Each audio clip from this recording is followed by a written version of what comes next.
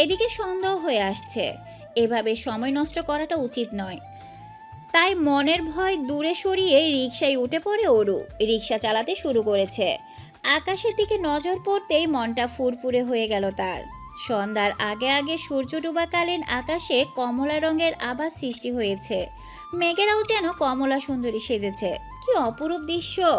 চোখ ফিরিয়ে সামনে তাকাতে ভ্রু কুঁচকে আসে তার। এটা কোন রাস্তা? অনেক দিন ধরে যাতায়াত করার বাড়ির রাস্তাটা মোটামুটি ভালোভাবে পরিচিত হয়েছে অরুর। রিকশাটা এখন যেই রাস্তা দিয়ে যাচ্ছে এটা তো তার পরিচিত নয়। ভয় জেঁকে বসে অরুণিকার মনে।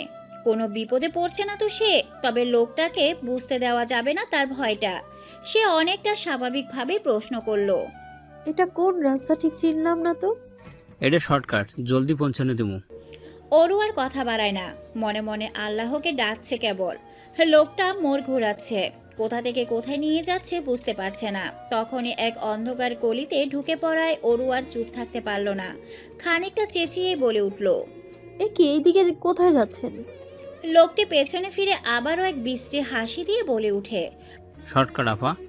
অরু তীব্র উত্তেজনায় জবাব দেয়, সোজা রাস্তায় গেলে এতক্ষণে বাড়ি পৌঁছে যাওয়া যেত, আর আপনার শর্টকাট দিয়ে এখনো বাড়ির রাস্তাতেই পৌঁছাতে পারলাম না। আপনি রিক্সা থামান, আমি নেমে যাব। লোকটা এবার হো হো করে হাসতে থাকে। ভয়ে অরুর হাত পা কাঁপতে শুরু করেছে, গলা শুকিয়ে যাচ্ছে।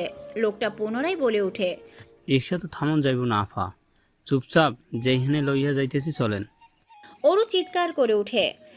না, যাব না, আমি রিক্সা থামান, আমি নামবো, আমি যাব না। রিকশার গতি আরো বেড়ে যায়, তবে গলি পেরিয়ে মেন রোডে উঠে পড়ে। ঝড়ের বেগে রিকশা টেনে নিয়ে যাচ্ছে লোকটা। অরু চিৎকার করে থামতে বলছে, আশেপাশে তাকিয়ে সাহায্য চাইছে, কিন্তু কাউকেই পেল না। যেন কোনো জনশূন্য এলাকায় এসে পড়েছে সে। টপ টপ করে অশ্রু গড়াচ্ছে অরুর চোখ বেয়ে। চোখ বুঝে আহরারকে স্মরণ করছে সে। আর কি দেখা হবে না তার রূপানের সাথে? আচমকা রিকশাটা থেমে যায়। দ্রুত গতিতে চলা রিকশাটা হুট করে থেমে যাওয়ায় কিছু বুঝে ওঠার আগে ছিটকে পড়ে যায় অরুণিকা। গড়িয়ে গিয়ে পড়ে রাস্তার এক পাশে। ব্যথায় আর্তনাদ করতে থাকে সে। তখনই শুনতে পায় পরিচিত কণ্ঠের। অরু, ছুটে এসে অরুকে ধরে উঠে দাঁড় করায় আহরার। উদ্বিগ্ন স্বরে বলতে থাকে, তুমি ঠিক আছো তো অরু? অরু মাথা নাড়ায়, ঘাড় ঘুরিয়ে আহরার রিকশাওয়ালার দিকে তাকায়। লোকটা নিচেও পড়ে গিয়েছিল। উঠে দাঁড়াতে আহরার চোখে চোখ পড়তে সে উল্টো ঘুরে দৌড় দেয়। আহরারও ছুট লাগায় তার পিছু পিছু। কিছু দূর ছুটতেই লোকটাকে ধরে ফেলে আহরার। ইচ্ছে মতো চর থাপ্পড় ঘুষি মারতে থাকে। এক পর্যায়ে লোকটি আহরারকে জোরে ধাক্কা দেওয়ায় আহরার ছিটকে সরে যায় কিছুটা দূরে। এই সুযোগে লোকটা পালিয়ে যায়। আহরার পিছু নিয়েও ধরতে পারে না আর। লোকটা যেন গায়েব হয়ে গিয়েছে। আহরার আর খোঁজার চেষ্টা করে না, অরণিকার কাছে ফিরে আসে। অরুর হাতে পায়ে বেশ কিছুটা জায়গা ছিলে গিয়েছে। আহরার তাকে ডক্টরের কাছে নিয়ে গিয়ে ড্রেসিং করিয়ে আনে। পুরোটা সময় আহরার আর একটা শব্দও বলেনি, এমনকি গাড়িতে বসেও চুপচাপ ছিল। অরণিকা বারবার দেখছে আহরারকে, থমথমে হয়ে আছে মুখটা। আহরারকে কোনো কথা বলতে না দেখে অরু নিজে থেকেই বলে উঠল, কি হয়েছে, চুপ করে আছেন কেন? কোনো জবাব নেই। আপনি কি রেগে আছেন? এবারও নিশ্চুপ। আমার সাথে কথা বলবেন না? তবুও কোনো সারা শব্দ নেই। আমি কি কিছু ভুল করেছি? ভুল করে থাকলে বলুন না, শাস্তি দিন, চুপ করে থাকবেন না প্লিজ। গাড়ি থামায় আহরার। অরণিকার দিকে ফিরে তাকায় সে। চোখ দুটো কেমন টলমল করছে। ধক করে উঠে অরণিকার বুক। সে দুই হাতে আহরারের মুখটা ধরে বলে, কি হয়েছে? আপনি কি খুব বেশি কষ্ট পেয়েছেন? আমি খুবই দুঃখিত, আমি না বুঝতে পারিনি, বিশ্বাস করুন। আর এমন ভুল হবে না। আহরার অরণিকার হাত দুটো নিয়ে অসংখ্য চুমুতে ভরিয়ে দিল। অতপর নিজের হাতের মুঠোয় চেপে ধরে অরুর চোখে চোখ রেখে করুণ সুরে বলে, আজ যদি আমি ঠিক সময় না আসতাম, যদি তোমায় খুঁজে না পেতাম, কি হতো অরু? আমি যদি তোমাকে হারিয়ে ফেলতাম, আমি কিভাবে বাঁচতাম বলো? আহরারের চোখের কোণে অশ্রুদের ভিড়। অরণিকা অবাক হয়ে চেয়ে আছে। আহরার অরণিকার হাত দুটো টেনে নিয়ে তাতে কপাল ঠেকিয়ে কান্না মাখা সুরে বলতে থাকে, আমি তোমাকে কিছুতে হারাতে পারবো না অরু, কোনো কিছুর বিনিময়েও না। তোমাকে হারানোর কথা ভাবলে আমার দম বন্ধ হয়ে আসে, বুকটা খালি খালি লাগে, পৃথিবীটা শূন্য মনে হয়। তোমায় হারানোর কথা আমি দুঃস্বপ্নেও ভাবতে পারি না ওরু। আহরারের মুখটা তুলে ধরে অরু। টপ করে এক ফোঁটা অশ্রু ঝরে পড়ে। অরুণিকা সযত্নে মুছে দেয় তা। কপালে কপাল ঠেকিয়ে তপ্ত শ্বাস ফেলে জবাব দেয়। আপনার অরুকে ছাড়া যেমন আপনার পৃথিবী শূন্য, তেমনি আপনি ছাড়াও এই অরু নিজেই শূন্য খান সাহেব। বেঁচে থাকতে অরু কখনো হারাবে না আপনার কাছ থেকে। শেষ নিঃশ্বাস পর্যন্ত আমি আপনার সাথেই থেকে যাব খান সাহেব। আহরারের তাড়া খেয়ে রিক্সাওয়ালাটি যখন ছুটছিল তখন মাঝপথে কেউ একজন তাকে টেনে আড়ালে নিয়ে চলে আসে, যার ফলে আহরার তাকে ধরতে পারে না এবং দেখতেও পায় না। লোকটা আর কেউ নয়, আসিফ। আসিফকে দেখা মাত্রই রিক্সাওয়ালা লোকটি হাত জোর করে বলে ওঠে, ভাই ভাই আমারে বাঁচান ভাই, আপনি যেমনই কইছেন অমনই করছি, এইবার আমারে ছাইড়া দেন। ঠিক আছে, তোমার কাজ শেষ। এই নাও তোমার টাকা, এবার কেটে পড়ো। আর ভুলেও কখনো মুখ খোলার চেষ্টা করো না। আসিফের বাড়িয়ে দেওয়া টাকাগুলো খপ করে নিয়ে লোকটা মাথা নাড়াতে নাড়াতে দ্রুত প্রস্থান করে। লোকটা বিদায় হতে আসিফ ফোন দেয় আয়মানকে। কল রিসিভ হতে আসিফ বলে ওঠে, বস, কাজ কমপ্লিট। গুড। এবার কি করবো বস? পরবর্তী কাজের পরিকল্পনা সামনাসামনি আলোচনা হবে। ফিরে আয়। ওকে বস। লাইন কাটতে আয়মান বক্র হেসে বলতে থাকে, এটা তো কেবল শুরু আহরার। এভাবে একটু একটু ভয় লাগানো, তারপর একদিন হুট করেই গুম, কিছু বুঝে ওঠার আগেই ব্লাস্ট। বলতে বলতে অট্টহাসিতে ফেটে পড়ে সে। হাসি থামিয়ে পুনরায় স্বর্গোক্তি করে বলে, ভালোবাসা হারিয়ে ফেলতে গিয়েও হারাসনি, তবে ভয়টা তো পেয়েছিস। এখন থেকে বোঝা শুরু করবি ভালোবাসা হারানোর যন্ত্রণা। আয়মানের সাজানো এক পরিকল্পনার অংশ ছিল এটি। আয়মানের নির্দেশে রিক্সাওয়ালাটাকে টাকা দিয়ে এই কাজটা করানোর নির্দেশ দিয়েছে আসিফ। অরুণিকার জন্য আসা গাড়িটাও মাঝপথে আটকে দিয়েছে সে। তারপর একটা অচেনা নাম্বার থেকে মেসেজ পাঠিয়েছে আহরারকে। অরুণিকা কিডন্যাপ হচ্ছে। মেসেজটুকু পড়তে আহরার নিজের সমস্ত কাজ ফেলে ছুটে গেছে। এর জন্য যে তার বেশ ভালো একটা লস হবে তা বিন্দু পরিমাণ মাথা ঘামায়নি সে। গাড়ি নিয়ে অরুর কোচিং সেন্টারে আসতেই দেখতে পায় কেউ নেই সেখানে। আশেপাশে পাগলের মতো খুঁজতে থাকে, তবুও পায় না। গাড়ি ঘুরিয়ে অন্য পথে যাচ্ছিল, ঠিক তখনই অরুর চিৎকার কানে আসতেই সেদিকে ছুটল সে। অরুকে রিক্সা থামানোর জন্য চিৎকার করতে শুনে সে ফুল স্পিডে গাড়ি ছুটিয়ে নেয় দিক বেদিক ভুলে। ঝড়ের বেগে এসে রিক্সাটার সামনে গাড়ি দাঁড় করাতেই রিক্সা থেমে অরুসহ রিক্সাওয়ালা দুজনে ছিটকে পড়ে যায়। রিক্সাটাও উল্টে যায়। আয়মানের একটি শুষ্ক চাল শুধুমাত্র আহরারের মনে ভীত সৃষ্টির জন্য, যা ভালোভাবেই কাজে লেগেছে। এবার সে দ্বিতীয় চালের জন্য প্রস্তুতি নিতে থাকে। রাতের খাওয়া দাওয়া সারতে বসেছে আদ্রিকা সহ বাড়ির সকলে। আদ্রিকা বেশ তাড়াহুড়ো করে খাবার গিলছে। তা দেখে আরজু বেগম ধমকে বলে ওঠেন, এভাবে অভদ্র মতো খাচ্ছিস কেন? মারবো একটা, ভালোভাবে খা। মায়ের ধমকে আদ্রিকা আস্তে আস্তে খাওয়ার ভান করলেও গিলছে বেশ দ্রুত। আজ সারাদিন সেই অপরিচিতর কোনো মেসেজ পায়নি সে। কত মেসেজ করেছে আদ্রিকা, কোনো উত্তর পায়নি। এখন হয়তো দিয়েছে, কারণ সে ফোনে মেসেজ আসার শব্দ শুনেছে, তাই তাড়াহুড়ো করে খাওয়া শেষ করার চেষ্টা করছে। আদ্রিকার এমন অবস্থা দেখে সেলিনা সন্দেহের দৃষ্টিতে তাকান। সন্দিহান কণ্ঠে বলে ওঠেন, কি ব্যাপার বলতো আদ্রি, আজকাল তোর বেশ পরিবর্তন বোঝা যাচ্ছে। খাওয়া থেমে যায় আদ্রিকার। চাচির দিকে তাকিয়ে জোরপূর্বক হেসে জবাব দেয়, আমার আবার কি পরিবর্তন হবে চাচি? আমি ঠিকই আছি। সারাক্ষণ ফোনে কি করিস? বিষম খায় আদ্রিকা। ভয়াবহভাবে কাশতে শুরু করে। আরজু বেগম পানির গ্লাস এগিয়ে দিতেই ঢকঢক করে গিলতে থাকে। বকতে বকতে মেয়ের পিঠে হাত বুলাতে থাকেন আরজু। নিজেকে সামলে আদ্রিকা জবাব দেয়, কি আর করবো চাচি, নাটক নাটক নাটক দেখি, সিনেমা দেখি। এই বলে কোনো রকমে খাওয়াটুকু শেষ করে এক প্রকার পালিয়ে গেল আদ্রিকা। সেলিনা তখনও সন্দেহ নিয়ে তাকিয়েছিলেন। নিজের ঘরে এসে দরজা আটকে শটান হয়ে শুয়ে পড়ল আদ্রিকা। ফোনটা হাতে নেয়। বুক কাঁপছে তার, পেটটা কেমন মোচড় দিয়ে উঠেছে। সত্যি তারে মেসেজ এসেছে তো। ফোনটা অন করতেই জলজল করে সে অপরিচিতর আইডির নামটা ভেসে উঠতেই জানে পানি এলো আদ্রিকার। চোখ বুঝে তৃপ্তির শ্বাস ফেলে সে। মেসেজটা অন করতেই দেখতে পায় মন ছোঁয়া কিছু লেখা। কি গো রূপসী, অভিমান জন্মেছে নাকি? এই অতপের অনুপস্থিতি পুড়িয়েছে বুঝি। অধম যে ছটফটিয়ে মরেছে সারাটা বেলা, তবুও তার জানা চাই ওই রূপসীর মনের খবর। হেসে ফেলে আদ্রিকা। ঝটপট টাইপ করে ছুড়ে দেয় এক প্রশ্ন। মনের খবর কি জানা গেল? খুব একটা সময় না নিয়ে উত্তর এলো অপর পাশ থেকে। স্যার বলতে, কি জানলেন শুনি? এই যে আমি আড়াল হলেই রূপসীর অস্থিরতা। মোটেও না, আমি তো অস্থির হইনি। তাই বুঝি এত এত দীর্ঘ সব বার্তা এসে জমেছে, যার প্রতিটি লাইনে অভিমানের পরশ। ইস, লজ্জায় চোখ বুঝে নেয় আদ্রিকা। ফোনটা বুকে জড়িয়ে বালিশে মুখ গুজে রাখে। লোকটা এত বোঝে কেন? একটু কম বুঝতে পারে না? কিশোরী মনে নতুন নতুন আবেগের ঢেউ খেলে যায়। সেই ঘটনার পর কেটে গেছে বেশ কয়েকটা দিন। আহরার এখন অরুণিকাকে এক মুহূর্তের জন্য একা ছাড়ে না। যত কাজে চাপই থাকুক না কেন, তার কাছে সবার আগে তার অরু এবং অরুর সুরক্ষা। এমনই একদিন কোচিং থেকে বাসায় পৌঁছে দেওয়ার পর আহরার বলে, অরু, তোমার সাথে একটা জরুরি বিষয় আলোচনা ছিল। অরু জিজ্ঞাসা দৃষ্টিতে তাকাতেই আহরার বলে, একজন ক্লায়েন্টের এক অদ্ভুত অর্ডার এসেছে। আজ পর্যন্ত এমন অর্ডার আসেনি। লোকটা তার ঘরের ইন্টেরিয়র ডিজাইনটা করতে চায় একদম গ্রাম্য স্টাইলে। মাটির তৈরি জিনিসপত্র দিয়ে সাজাতে হবে। তোমার হাতের কাজ তো অসাধারণ, তাই আমি চাই তুমি ক্লায়েন্টের চাহিদা অনুযায়ী জিনিসপত্রগুলো বানিয়ে দাও।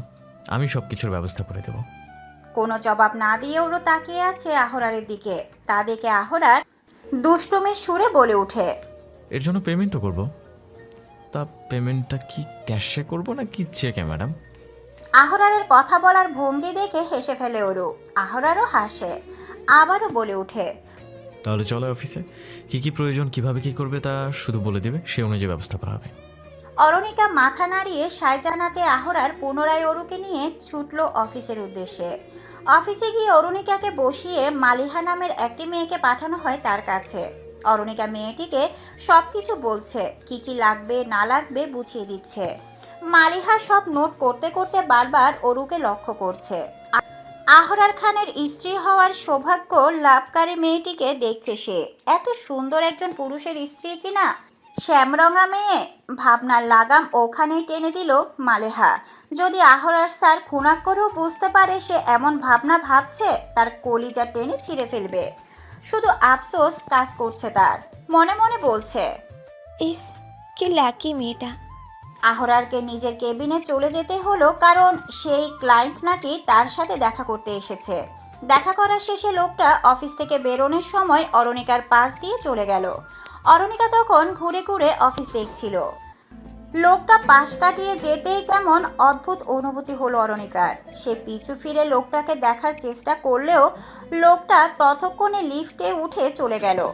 সামনে থাকা বড় কাচের দেওয়ালের কাছে এসে নিচে উকি দিয়ে দেখতে থাকে অরু, যদি লোকটাকে দেখা যায়। সত্যিই দেখা গেল। লোকটি যখন গাড়িতে উঠছে, এক পলকের জন্য তার মুখটা দেখলো অরু। ভ্রু কুঁচকে থাকা অরু মুহূর্তেই চোখ দুটো বিশাল আকার ধারণ করলো। কাল বিলম্ব না করেই ছুটে গেল লিফটের দিকে। নিচে নামতেই গাড়িটা ততক্ষণে গেট ছেড়ে বেরিয়ে গেছে, কিন্তু অরু থামলো না। সে গাড়ির পেছন পেছন ছুটতে থাকে আর চিৎকার করে বলতে থাকে, বাবা, বাবা। অনেকটা পথ ছুটেও গাড়ির নাগাল পেল না অরুণিকা। ব্যথিত মন নিয়ে চেয়ে রইল ব্যস্ত সড়কের পানে। সাই সাই করে পাশ খেয়ে ছুটে যাচ্ছে কত গাড়ি, সেদিকে কোনো খেয়াল নেই। শূন্য দৃষ্টি মেলেও শুধু ভাবছে, যদি গাড়িটা ফিরে আসতো, যদি গাড়ি থেকে বেরিয়ে অরুণিমা অরুণিমা বলে ছুটে আসতো তার বাবা। ভেতর ফুরিয়ে বেরিয়ে আসে দীর্ঘশ্বাস। ধীর পায়ে ফিরে আসে IWAK ভবনে। অফিস রুমে ঢুকতেই দৃষ্টি থমকায় তার। উৎকণ্ঠিত আহরারের ফোন কানে রেখে ছোটাছুটি করা দেখতেই ভাবনায় পড়ে যায় সে। কি হয়েছে? কিন্তু সে কিছু বলার আগেই আহরারের নজরে চলে আসে। কান থেকে ফোন নামিয়ে তীরের বেগে এগিয়ে আসে আহরার।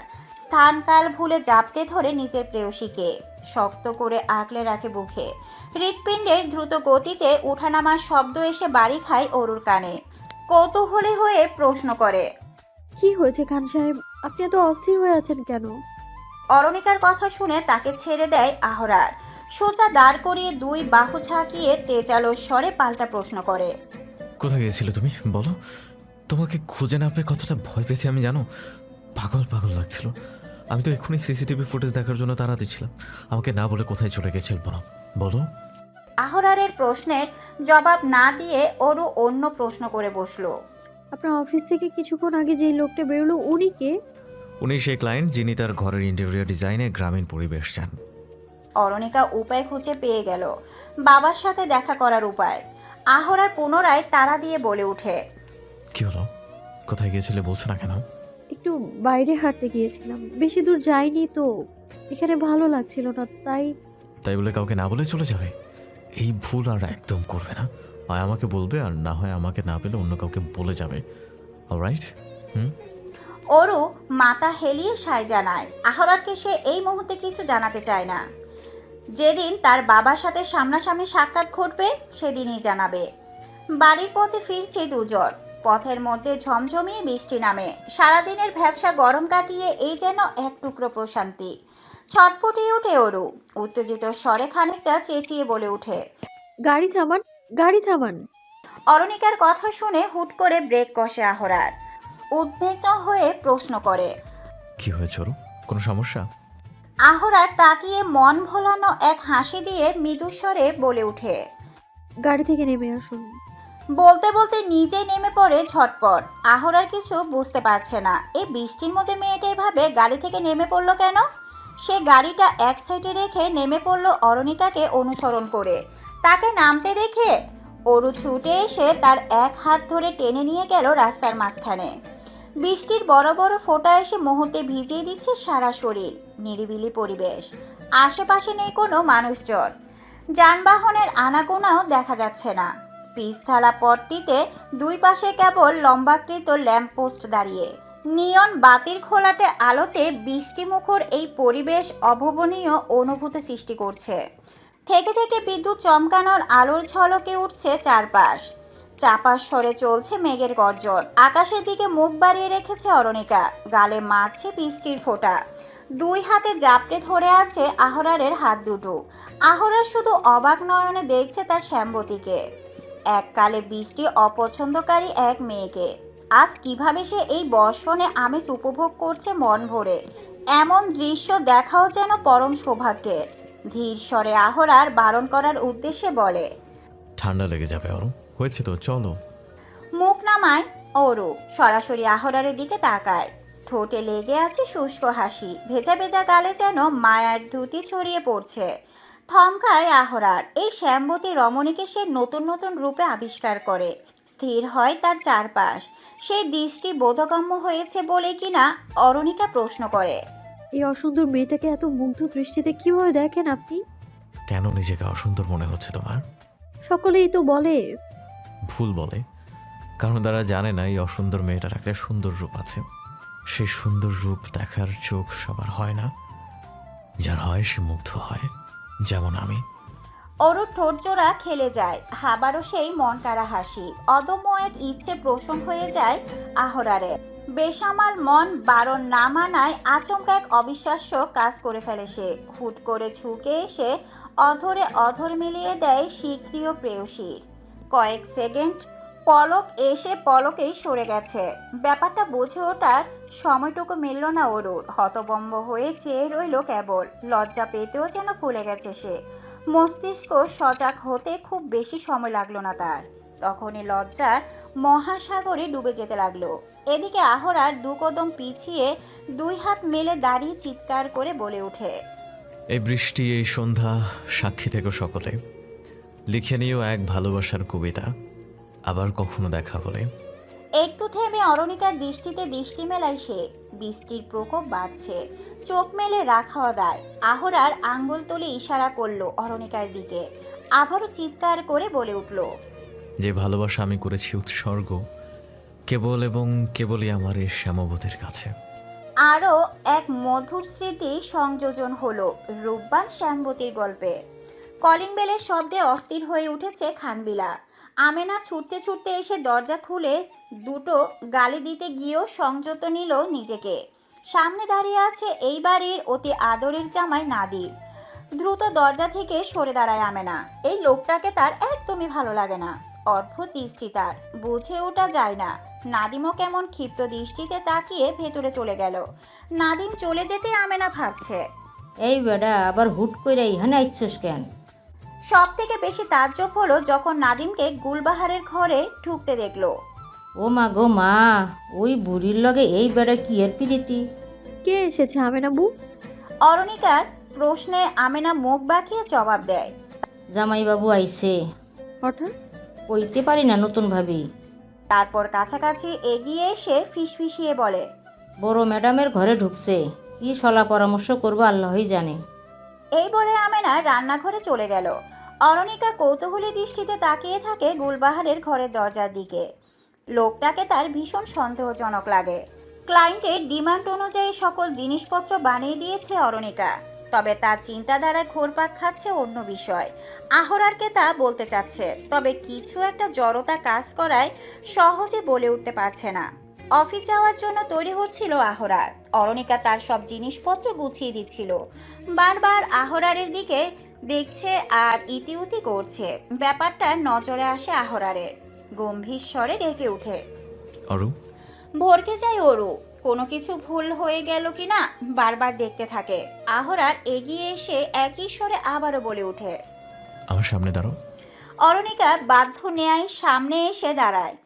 আহরার অরুর থুতনিতে আঙ্গুল ঠেকিয়ে মুখটা উপরে তোলে। আহরারের চোখে চোখ রাখতে সে কণ্ঠস্বর বদলে কোমলতার সুরে বলে ওঠে, কি ব্যাপার? আমার সুনয়নার এত ইতস্ততা কিসের? আমার সামনে এখনো তার এত জড়তা? না মানে আসলে আমতা আমতা করতে থাকে অরু। বলো, যা বলতে চাও নির্দ্বিধায় বলো আরো। আমার সামনে কথা বলতে ভাবনা চিন্তা করার কোনো প্রয়োজন নাই, কোনো রাগঢাক রাখারও দরকার নাই। মন খুলে বলো কি বলার আছে। আসলে আমি আপনার সাথে ওই ক্লায়েন্টের বাড়িতে যেতে চাই, আমায় নিয়ে যাবেন? ভ্রু কুঁচকে তাকায় আহরার। অরণিকা কৈফিয়তের সুরে বলতে থাকে, না মানে এত এত জিনিস বানালাম, ওসব দিয়ে কিভাবে বাড়িটা সাজান তাই দেখতে খুব ইচ্ছে। আরে বাবা, রিল্যাক্স রিল্যাক্স, কারণ ব্যাখ্যা করার কোনো প্রয়োজন নেই তো। তুমি যেতে চেয়েছো, অফকোর্স নিয়ে যাব, এমন কোনো ব্যাপার না। সত্যি? সত্যি। যাও, তৈরি হয় না এখনই? হ্যাঁ, আমি তো অফিস যাব না, এখান থেকে সোজা ক্লায়েন্টের বাড়িতেই যাব। ঠিক আছে, আমাকে তবে 5 মিনিট সময় দিন। তৈরি হয়ে অরণিকা বেরিয়ে পড়ল আহরারের সাথে। তার ভেতরে অত্যাধিক অস্থিরতা কাজ করছে, সেই সাথে মনের ভিতরে জমে আছে প্রশ্নের ভিড়। অপেক্ষা করছে জলদি জলদি নিজের বাবার মুখোমুখি হওয়ার। ক্লায়েন্টের বাড়িতে আসতে অরু আগে আগেই ছুটে ভেতরে চলে গেল। পুরোটা রাস্তা অরুর অস্থিরতা খেয়াল করেছে আহরার। আবার এখনও এইভাবে ছুটে যাওয়া ভীষণ রহস্যময় লাগছে। তবে সে ইচ্ছে করে অরুকে কোনো প্রশ্ন করছে না। তার বিশ্বাস অরু নিজ থেকেই তাকে সবকিছু বলবে।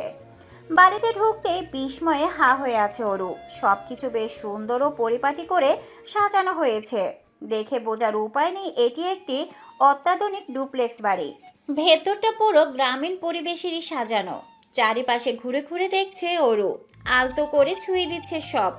পছন্দগুলো একেবারে তার বাবার পছন্দের সাথে মিলে যায়। হাসলো অরু, মিলবে নাই বাই কেন, এই বাড়ি তো অরুর বাবারই। আচ্ছা, সত্যি এটা অরুর বাবারই বাড়ি তো? হ্যালো মিস আর Mrs, thank you so much. একদম আমার মনের মতো করে সাজিয়েছেন সব কিছু। I am really grateful. পরিচিত কণ্ঠস্বর। হ্যাঁ, এই তো সে প্রিয় কণ্ঠস্বর। পিছু ফিরে তাকাতেই চেনা পরিচিত সে মুখটাও নজরে আসে অরুণিকার। হাসি হাসি মুখ করে দাঁড়িয়ে আছে এক সুটবুট পরা ভদ্রলোক। মুখ ভর্তি দাড়ি সহ চেহারার বেশ কিছু পরিবর্তন এসেছে। তবুও নিজের বাবাকে চিনতে ভুল করে না অরু। মুখ ফোটার আগেই চোখের জল জমে তার। কণ্ঠস্বর কেঁপে ওঠে, ঠোঁটের কোণে হাসি। হারানো জিনিস ফিরে পাওয়ার খুশি কম্পরত কণ্ঠস্বরে ভাঙা ভাঙা ভাবে উচ্চারণ করে সে, বাবা। লোকটির হাসি হাসি মুখ পরিবর্তিত হয়ে কৌতূহলীতে রূপান্তরিত হয়। পরক্ষণে সৌজন্যমূলক হাসি দিয়ে বলে ওঠে, সরি, বুঝলাম না, কি বাবা? বিস্মিত হতভম্ব হয়ে যায় অরু। কি বলছে কি বাবা? বাবা কি তবে তাকে চিনতে পারছে না? বাবা, তুমি আমায় চিনতে পারছো না? আমি আমি তোমার অরু মা। আপনার বোধহয় কোথাও ভুল হচ্ছে। আপনি কারোর সাথে আমি গুলিয়ে ফেলছেন। আমি আপনার বাবা নই। আমি হয়তো আপনাকে চিনি না। বড়সড় ধাক্কা খেলো অরু। তার নিজের বাবা তাকে চিনতে পারছে না। এমন দিনও দেখতে হলো তাকে, নাকি চিনেও না চেনার ভান করছে? কিন্তু কেন? বাবা, তুমি ভুলে গেছো আমায়, তোমার অরুমাকে ভুলে গেছো। I am really very sorry. আপনি হার্ট হলেন, but I hate nothing to do. আমি সত্যি বলছি, আমি আপনাকে চিনি না। যাই হোক, আপনাদের কাজের পেমেন্ট যতটা করার কথা ছিল আমি তার চেয়ে বেশি করতে চাই। I am very satisfied. লোকটা চলে গেল। অরুণিকা ছলছল চোখে তাকিয়ে রইল সেদিকে। সত্যি কি এই লোকটা তার বাবা নয়? ওরও বিশ্বাস করতে পারছে না। তার বুকে ব্যথা হচ্ছে ভীষণ। বাবা, তার বাবা পেয়েও তবে হারিয়ে ফেললো সে তার বাবাকে। অরু, আহরারের ডাক শুনে দ্রুত নিজেকে সামলে নেয় অরু। চোখ মুখে স্বাভাবিক হয়ে যায়। এত হন্তদন্ত হয়ে চলে এলে ভেতরে? সব ঠিক আছে তো? হ্যাঁ, সব ঠিক আছে। আসলে ভেতরটা দেখার লোভ সামলাতে পারছিলাম না। ঠিক আছে, চলো তাহলে এবার। হুম। অরুণিকা আহরারের সাথে সাথে এগিয়ে যেতে লাগলো। বার কয়েক পিছু ফিরে চাইলেও বাবাকে দেখতে পেল না। এক বুক যন্ত্রণা নিয়ে চলে গেল সে। ওদিকে আড়াল থেকে একজোড়া করুণ দৃষ্টি যে তাকে দেখছিল তা সে জানতেই পারল না।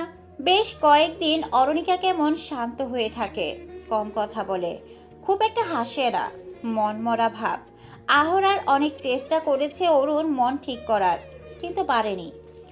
আজ অরুকে কোচিংয়ে রেখে আসার সময় আহরার বলে, অরু, আজ কোচিং শেষে ঘুরতে যাব তোমার পছন্দের জায়গায়, ওকে?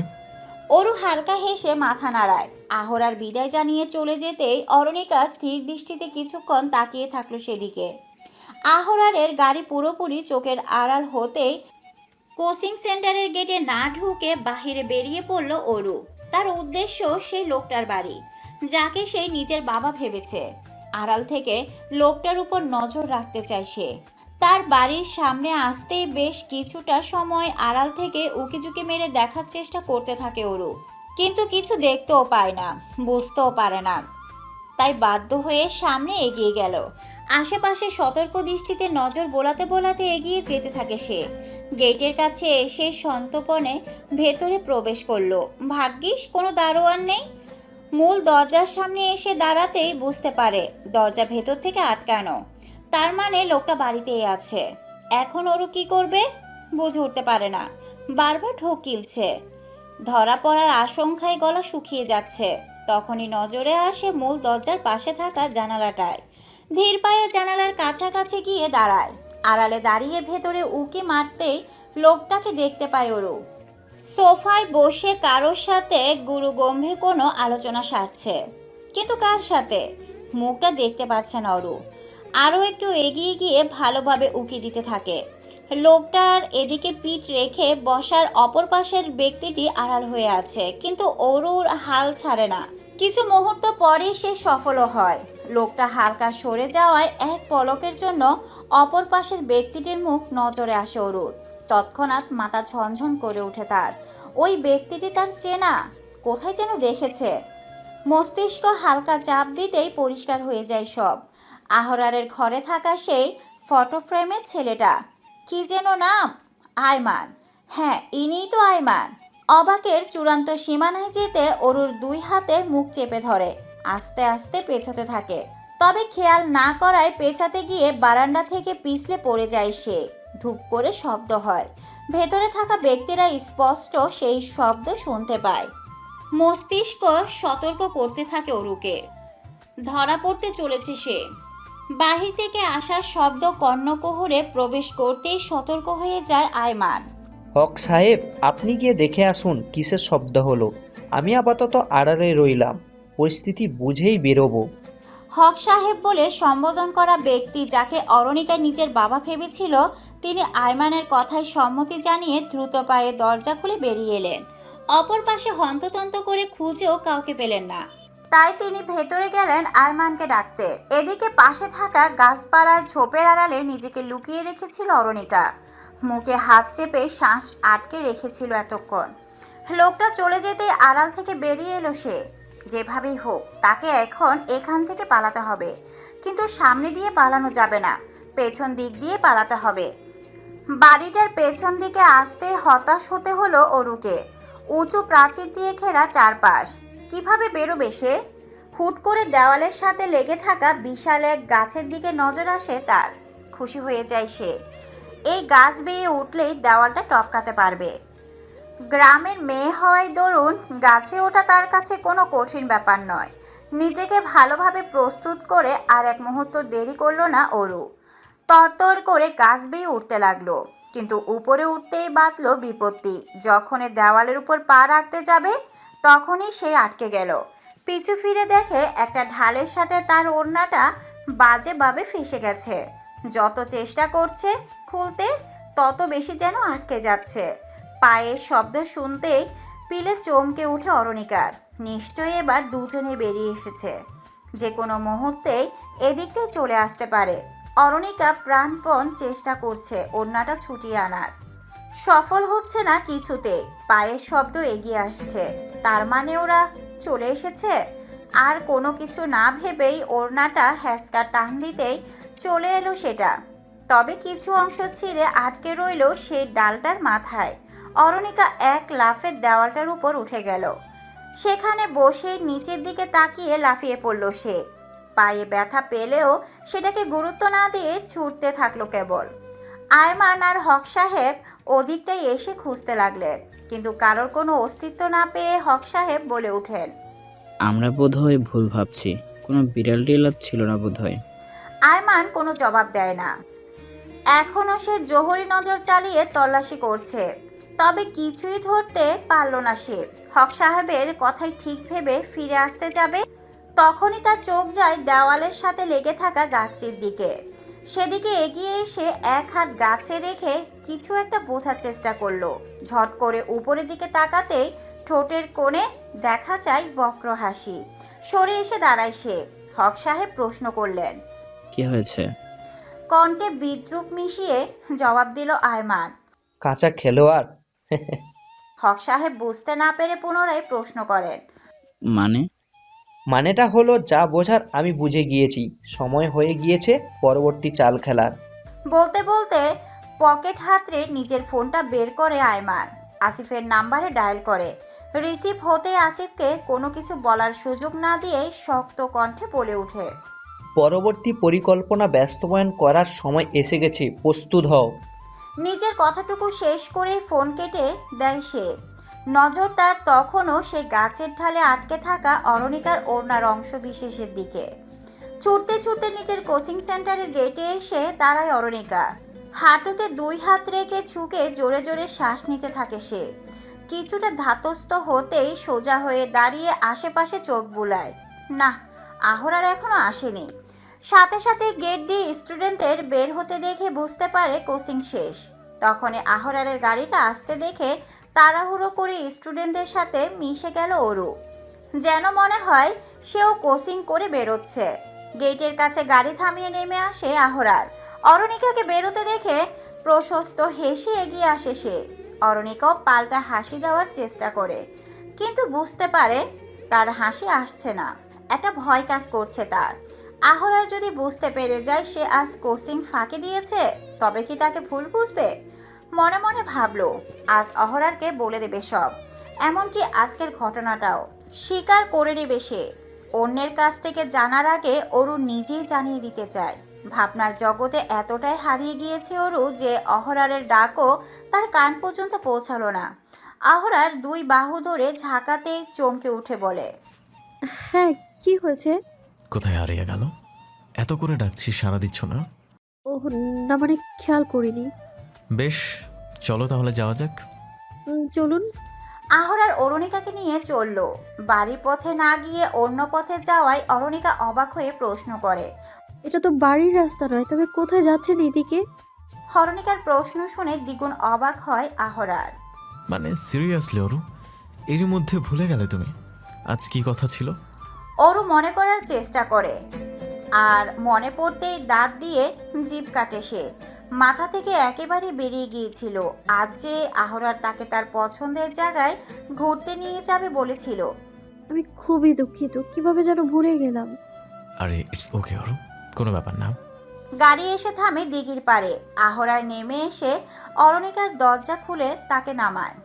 আহরার এক হাত শক্ত করে ধরে তাকে নিয়ে ধীর পায়ে এগিয়ে চলে দিঘির দিকে। নিরিবিলি জায়গায় দেখে সেখানে বসে পড়ে দুজনে। এই দিঘির পাড় অরণিকার সবচেয়ে পছন্দের জায়গা। যেদিন আহরার তাকে প্রথম এখানে নিয়ে আসে সেদিন ঘন্টার পর ঘন্টা নির্বাক হয়ে স্থির দৃষ্টিতে দিঘির জলের দিকে তাকিয়ে কাটিয়ে দিয়েছে। সেদিন ওরও বলেছিল এই জায়গায় এসে সে নিজেকে হারিয়ে ফেলে, সেই সাথে হারিয়ে ফেলে নিজের সমস্ত দুঃখ, কষ্ট, চিন্তা ও মানসিক চাপ। নিজেকে নতুনভাবে খুঁজে পায় সে। নিজেকে ও নিজের জীবনকে নিয়ে সব ভালো কিছু ভাবতে ইচ্ছে করে তার। তাই আজও আহরার তার মন ভালো করার জন্যই তাকে এখানে নিয়ে এলো। ভেসে আসছে শীতল দক্ষিণা হাওয়া। সেই হাওয়ার মাঝে দিঘির শান্ত জলে মনোনিবেশ করে রেখেছে অরণিকা। কেমন অন্যমনস্ক ভাব তার। সেই ভালো লাগার অনুভূতির রেশ তার দু চোখের মুখে দেখা যাচ্ছে না। আহরার শান্ত চোখে দেখছে অরণিকাকে। বেশ কিছুটা সময় নীরবতা পালন করে হুট করে আহরার বলে ওঠে, তোমার ওড়নাটা ছিল কিভাবে আরো? চমকে ওঠে অরু। আহরারের দিকে দৃষ্টি ফেরায় সে। অত্যন্ত স্বাভাবিক মুখ ভঙ্গিমা আহরারের। তার কথায় অরুর মনে হয় এবার সবটা বলে দেওয়া উচিত। পরক্ষণে তার মাথায় অন্য এক প্রশ্ন আসায় কৌতূহল দমাতে না পেরে বলেই বসলো, আচ্ছা, আপনার বড় ভাইয়ার বাড়ি ছেড়ে চলে যাওয়ার কারণটা কি ছিল? ভ্রুকুচকে তাকায় আহরার। অরুর প্রশ্নের জবাবে সেও পাল্টা প্রশ্ন করে। হঠাৎ এই প্রশ্ন? অরণিকা চোখ সরিয়ে অন্যদিকে তাকিয়ে জবাব দেয়, আপনার ভাইয়ার ব্যাপারে আমি কিছুই জানি না, কখনো কাউকে প্রশ্ন করার সাহসও দেখাতে পারিনি, তাই আজ আপনার কাছ থেকেই জানতে ইচ্ছে হচ্ছে খুব। নীল আকাশে তুলোর মতো সাদা মেঘের দল ভেসে বেড়াচ্ছে। তার ছায়া দিঘির জলে পড়েছে, তাই জলের রঙও স্বচ্ছ নীল দেখাচ্ছে। পরন্ত বিকেলে হেলে পড়া সূর্যটার তাপ তখনও কমেনি। অরণিকা খুটখুট করে ঘাস ছিঁড়ছে। কয়েক মুহূর্ত চুপ থেকে তপ্ত শ্বাস ফেলে আহরার বলা শুরু করলো, আয়মান আর আমার বয়সের পার্থক্য গুনে গুনে 8 মাসের, যার দরুন সে আমার বড় ভাই হওয়া সত্ত্বেও আমরা দুজন বন্ধুর মতো ছিলাম। এমনকি আমি তাকে ভাই বলে না ডেকে নাম ধরেই ডাকি। আমাদের দুজনের জীবনে এমন কোনো সিক্রেট নেই যা আমরা জানি না। ছোটবেলা থেকেই দুষ্টমি খুনসুটি করে বড় হওয়া আমরা দুজন দুজনের জানের দোষ ছিলাম। একে অপরের সাথে সব কিছু শেয়ার করা থেকে শুরু করে একে অপরের দুঃখ কষ্ট সব ভাগাভাগি করে নেওয়ার সবটাই ছিল আমাদের মধ্যে। ইন্টারেস্টিং ব্যাপার কি জানো, আমরা জামা কাপড়ও পরতাম একই রকম। জামা কাপড়, জুতা, ঘড়ি, এমনকি সানগ্লাসটাও আমাদের ম্যাচিং থাকতো। কেউ যদি আমার সাথে খারাপ ব্যবহার করতো তবে আয়মান তার 12টা বাজায় দিত, আর আয়মানের সাথে কেউ দুর্ব্যবহার করলে আমিও তাকে ছেড়ে দিতাম না। শোনো, একটা ঘটনা বলি। আমরা তখন সদ্য ইউনিভার্সিটি উঠেছি। ভার্সিটি একই ছিল, সেম ক্লাস। নাদিম মানে ফারনাজের বর আমাদের সাথেই পড়তো। সে বেশ ভালো মানের ছাত্র ছিল। আমিও প্রথম সারিরই ছিলাম।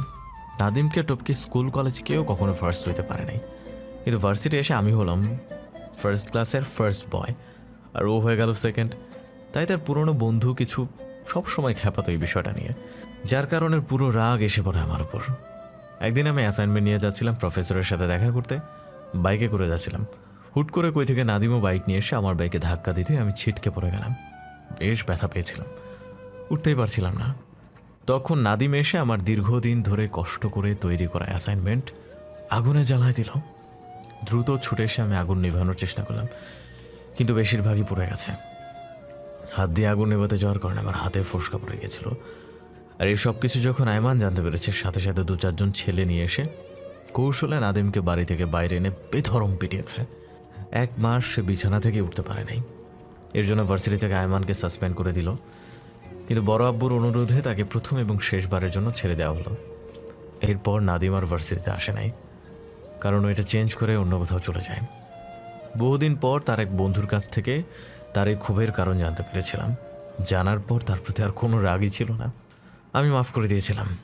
যাই হোক, এই ঘটনা শুনেই নিশ্চয়ই বুঝতে পারছো আয়মান আর আমার সম্পর্ক কেমন ছিল। কিন্তু এই সুন্দর সম্পর্কটা একদিন এক নিমেষে ভেঙে টুকরো টুকরো হয়ে যায়। আহরারের চোখের কোণে অশ্রুরা ভিড় করতে শুরু করেছে। অরণিকা উৎসুক দৃষ্টিতে তাকিয়ে মনোযোগ দিয়ে এতক্ষণ সবটা শুনছিল। আহরার থেমে যাওয়ায় তার মনোযোগ বিচ্ছিন্ন হয়ে যায়। আহরারের চোখের কোণে জমা অশ্রু নজরে আসতেই অরু 2 হাতে আহরারের মুখটা ধরে নিচের দিকে ফেরায়। উৎকণ্ঠা হয়ে প্রশ্ন করে, কি হয়েছে খান সাহেব? আপনি কাঁদছেন কেন? কাঁদছেন? বলতে বলতে আহরারের মাথা টেনে এনে নিজের বুকের সাথে চেপে ধরে অরু। সযত্নে হাত বুলিয়ে সান্ত্বনা দিতে থাকে নিজের স্বামীকে।